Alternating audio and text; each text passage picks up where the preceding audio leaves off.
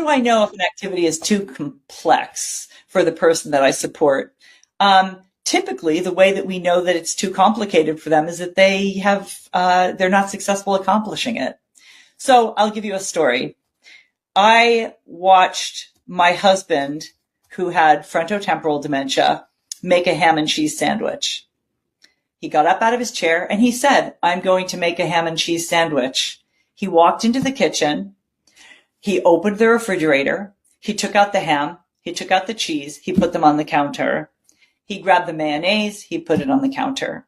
He reached to the top of the refrigerator, which is where we store the bread, and he took out 2 pieces of bread and he put them on the counter. He opened the drawer and he pulled out a knife and he put it on the counter. And I watched him look at all of those things, look at them. I saw him starting to wring his hands, and then he started pounding on the counter and screaming. Why? Because he couldn't remember the first step. So he knew the pieces, but he couldn't put it together. And so the right thing to do would for me to have been to reflect and validate the problem. So the reflection is, oh my gosh, it's hard to know what the first step is to get this going. And then the validation part would be, I see that you're really frustrated by this, and I would be frustrated too. I hate this for you. May I help? That's not what I did. What I did is I said, for crying out loud, just let me do it for you.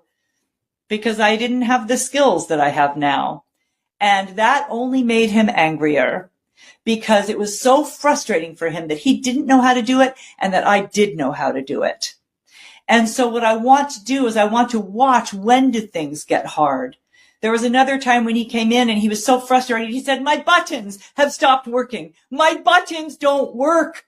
And what he meant was, I cannot figure out how to button a shirt anymore.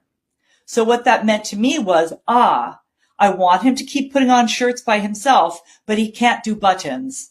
So maybe what that means is we wear shirts that don't have buttons. Let's do t-shirts instead of button-down shirts. Let's put on a cardigan that doesn't need to be buttoned if he needs to stay warm.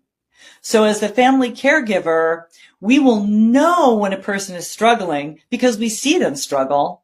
And our job is to recognize the struggle, to acknowledge the struggle, not to shame the person, not to jump in and do it for them, but to figure out, how do we put supports in place so that they will be able to do it on their own next time.